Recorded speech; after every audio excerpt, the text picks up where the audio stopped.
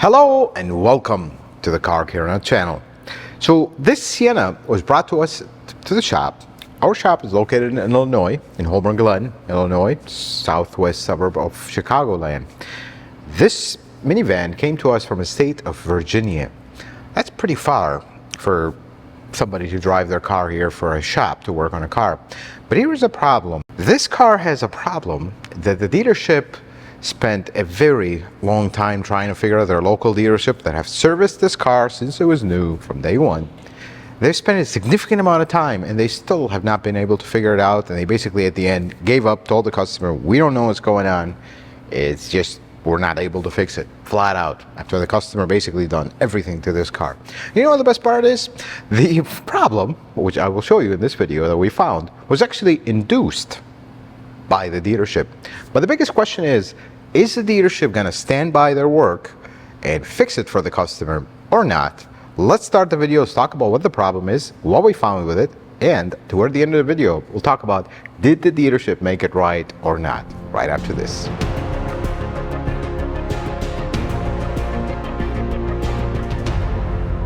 Here's what's happening with this car. Drives great, it's actually in really good shape. And the dealership, for the most part, took care of it well. You drive 30-40 miles an hour, you're kind of coming on an on-ramp, and the on-ramp has a turn. Occasionally, the VSC, the Vehicle Stability Control, would take over and slam the brakes. Car's not sliding, we're driving in clear weather. I mean, the owner, this thing has been scaring him because it just slams on the brakes for no reason. The dealership have first, initially, they told him, oh, it's a problem with the ABS. Maybe we'll find out. Nothing. Then they took one of their techs took the car home, drove it for 50 miles, trying to make it to happen. They could never duplicate it. Then the customer actually filmed a video. She showed me the video, driving it and when the condition happens. Basically the same on-ramp, turning right, accelerating, going 30-40 miles an hour, all of a sudden it just slams on the brakes, starts beeping, just like the car is sliding. You have a VSC activation event. After that, they saw the video, they actually were able to duplicate it, but it's just for a moment and it goes away. They spent a significant amount they kept this car for over 2 weeks, testing it, trying it, going back and forth. Nothing. They could not find anything. The owner started to give up and he got a little frustrated. He's like, how come you guys can't figure this out? This is dangerous. And it is. I can see why it's dangerous. So the customer started, of course, Googling and YouTubing, found our channel, gave us a call. We told him, look, we don't promise miracles because if the dealership spent that much time and couldn't figure it out, I don't know if we're going to be able to figure it out in a day. So we prefer you drop it off and you give us time. So here's how the story went with this car. The customer, super nice customer who was actually a veteran. It was a pleasure talking to him. He's such a nice gentleman. Drove the car here from Virginia. And this was, I believe, a Tuesday. And he told me, I'm going to leave this car with you from Tuesday till next week, Thursday, because he was going to drop off the car, fly home, and then the following Thursday was going to fly here and hope we have enough time to figure this problem out. I was actually nervous because I took a great responsibility. This is a very fine gentleman who is a veteran, drove all this way, and he put his faith in us. And I really hoped the car would behave, and we found out what's going on with it. Here's what actually happened. The day that he dropped off the car, it was one of the, well, we're still going in that period, one of the busiest times of the shops. I mean, we have so many cars here, so many cars incoming. It is unbelievable. So I was worried, okay, we have a car, there's a great responsibility from far away. We got to spend the time with it, and we are super busy. Well, the next day, the first day, we did not even touch the car, honestly. It was just, he dropped it off midday, and it was like the day was already going. The next day, I got extremely busy, tied up with projects and work and whatnot. I told one of my technicians to the shop, I'm like, go test drive this car. Try to duplicate these exact conditions. See if we can find a road around here, because all the roads around here are like blocks. We don't have really on-ramps that are turning. I told him, try to find a way to duplicate this concern, get it to happen, so at least we know when we finally go testing it, where are we going to drive it to see what's going on with it. Gave him the keys, go for it. Call me if you need anything. 5 minutes later, a technician comes back and he's like, I didn't go very far because this car is scary to drive. Like, what do you mean it's scary to drive? He's like, the steering is loose. Steering is like completely loose. I'm like, what do you mean it's loose? This customer just drove it from Virginia. Are you telling me something is gonna fall off this van? It's like, it feels very scary. I think you should go drive it. Okay. I dropped everything at that point because now we're onto something. What's going on with this van? I go drive it, and the first sign, and this is the first thing my technician told me, you drive this car, steering wheel straight. You make a left turn, after you finish your left turn, you come back, steering wheel is crooked. You make a right turn, it's back straight. You make another right turn, it's crooked the other way. Wait a second, what is going on here? You go over a bump with this car, there's no noise, there is no vibrate, nothing. Then, you drive this car on a straight road. We found a road that was empty around here. You swerve the car left and right. You turn left, the car will go. You start turning right. You literally have to turn the steering wheel this much for it to start changing direction. There's something catastrophically wrong with this car steering. And the best part is, as we are driving around, just trying to kind of get a feel for it before we pull it on a rack, it slammed on the brakes right in the middle of the road. VSC chime activated. Basically, the computer is thinking this car is sliding or skidding. That's what the vehicle stability control is, the VSC. It was activating, thinking the car is sliding because of that loose steering. Well, that's half the story. We know the potential what, but why? The why was a very big mystery to me, and something Toyota owners you should start knowing about. Let's pull this car on the rack and let me actually show you what was causing the loose steering. I could not believe my eyes. Let's take a look at what actually caused this whole mess. I want you to come around and look here. Do you see something shiny even after a year? The rack and pinion has been replaced by the dealership. Let's talk something about rack and pinions. You see these two, the bolt and nut, the other one here? This is what holds the rack and pinion to the subframe. So behind this bolt, on the rack itself, there is a bushing. The reason for that bushing is any vibrations here, when you go over bumps and whatnot, it's going to go through the rack and pinion. If you have a solidly mounted rack and pinion, it's going to translate all that vibration into the steering wheel. So they put that bushing to absorb some of that vibration, so you would not get vibrations in the steering wheel. That is by design, but it is still a very strong bushing that does not move. So here is the problem with this car. I would like you to observe this rack and pinion, which should not move at all. It should be solid. Just watch how much it moves. Do you see that? Do you see how the whole rack and pinion is moving? We'll go around and we'll give you another shot from the back. Folks, that is a lot of movement. So here's what happens with this car. Every time you make a turn, this rack moves and pushes the steering this way. You make another turn, it moves and pushes the steering the other way. Initially, we were like, okay, maybe they left the bolts loose. I mean, things happen, you know. No, bolts are tight. It's actually the bushing that is faulty from this rack from day one. I mean, this is the problem we're starting to see. We'll talk about it a little bit later in the video. Parts, folks.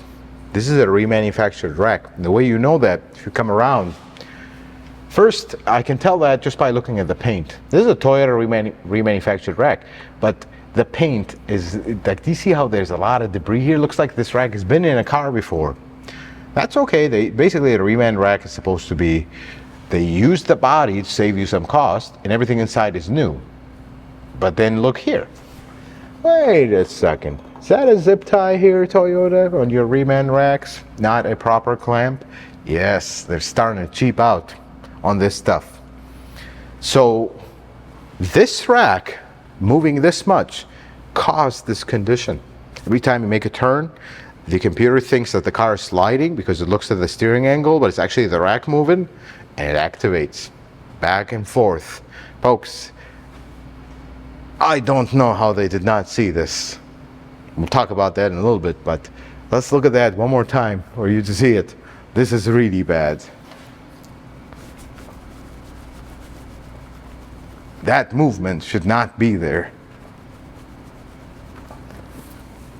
But the bigger question is, did the dealership tell the customer that they're going to make it right?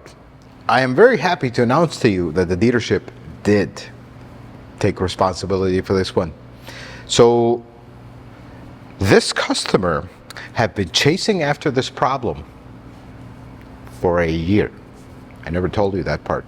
An entire year, this customer had been driving their family around with the brakes occasionally slamming on their own, and this rack that is moving all over the place for an entire year. Literally, the day we found, the second day that they dropped off this car was day one out of warranty on this rack and pinion. That's just unbelievable. I told him, first I quoted him a rack and pinion, and this is going to be the important conversation we're going to have. I asked him two questions. I told him, the first thing is, do you have the receipt when they did this work? He said, yes. Not immediately in front of him, but at home. He was at work. I told him, do you have a good relationship with this dealership? His answer was, I hope so, because they have maintained this car since it was new. There was a period of time they were in Germany with this car as it was deployed. Then they were back. This was the dealership that only worked on this car. According to everything that he can remember, we are the first people outside the dealership and folks in Germany that worked on this car. So the question I asked him was this a remanufactured part? And it was. The way you know remanufactured parts for Toyota, it's a normal part number, then it ends in -84. That is a remanufactured part. If it comes to starters, alternators, compressors, everything else, axles, we are okay. Not rack and pinions. That was never the case. We used to have such high quality rack and pinions at reman. They were as good as new. Not anymore. I am seeing so many problems with remanufactured rack and pinions. We have discontinued using them unless the new one is not available. Then you have no choice. Between that and aftermarket, we'll take our chances with Toyota one. Because we've had an Avalon. We put a brand new rack and pinion in it, reman. That was the end for me at the shop. We put a brand new reman rack and pinion. It wouldn't work from day one. The steering wheel would lock, and we thought we had a problem with the steering shaft. We took the steering column apart. We spent an entire week on this car. Turns out it was just a faulty rack. It was not built right. So I no longer put reman racks when there is an original one available, which it is available for the Sienna. And there was a time where I actually discontinued the reman racks, and they are back, and they're back horrible. So the dealership, I told them, call them, because this repair, when you put a new rack, this is an almost $2,000 repair that they just did a year ago, and it started this whole mess. I told them, you gotta call the dealership. Don't yell and scream, but just voice your frustration or disappointment, really. Because they were not like, oh, there's no problem, get out of here, we don't know. They told them flat out, we don't know what's going on with this car. It took my technician 5 minutes of driving, not even, to figure out something was catastrophically wrong with this car. And it took me and him looking at this car. Once we know something is going on with the steering, it took us no more than 15, 20 minutes to see that rack. And it's like, oh my God, yes, this will do that. Because you're changing the steering angle, and the computer is watching all the data here. This is how vehicle stability control. It's looking at your yaw rate, and it's looking at your steering angle. Well, we're changing this, we're turning the car, and the car is not turning. There's only one way this would happen. If the car is sliding and it activates, it doesn't know that the rack and pinion is faulty. It doesn't know that. It just looks at numbers. This number is changing, and this number is not. Something is off. We're sliding. So it activates immediately. I have good news, folks. The dealership told him, we will absolutely take care of this, even though it's a few days out of warranty. And that's how it should be. Nobody is perfect. And I admire that dealership, believe it or not. I admire them first for spending the time with this car, not ignoring the customer, because I see this a lot. If something is normal, it is normal, cut and dry, it's the end. but something is going on. They really spend the time with it. Fortunately, didn't find it, even though something so obvious. Didn't find it. We'll talk about that in a second. But then when it was found, and it was found that it was caused by something that they installed, they honored it. I applaud them for that. Because you know what? We're all humans. We all make mistakes. Nobody is perfect. But they're making it the right. That's the part that makes them. You know what? We missed it. I don't know how they missed it, but they missed it nonetheless. But we're going to make it right. And I love that. And I'm really happy because the customer is not fixing the car here, which I'm really happy for them. It's not about money here, folks. This fine gentleman drove from Virginia here for a problem that, I mean, I don't know how the dealership missed. My guesses would be they're not used to this van because it's an older van. Maybe their older techs are retiring. Their newer techs are not familiar with these. I mean, these are all over the place. They're usually floaty and all over the place, but not like that. Every time you drive a car and you change your steering and the steering on center goes off, you got to investigate it right away. Something is really wrong. Alignment is changing. That should not be the case.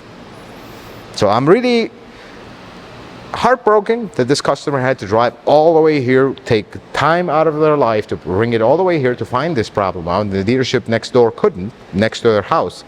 But at the same time, I am glad that they are doing the right thing. And that is something I deeply respect them for, and I wish them the best. And I hope they continue doing that. Because if we make a mistake, you can't pull back time and make it right. But you can make it right going forward. And that's what they're doing, and I applaud that. Folks, please take a moment to wish the owner of this car well. He's such a fine gentleman. He's a veteran. He's such a nice person. And I wish him the best. I hope they take care of this quickly. No more problems, and everything is good, and life is good. Folks, I hope this video was helpful and informative. I hope you learned something new. If you like it, consider giving it a thumbs up. If you're not a subscriber, consider subscribing to the channel. Check out some of my videos. Until the next video, folks, may the Lord bless you and keep you, and you have yourself a wonderful day.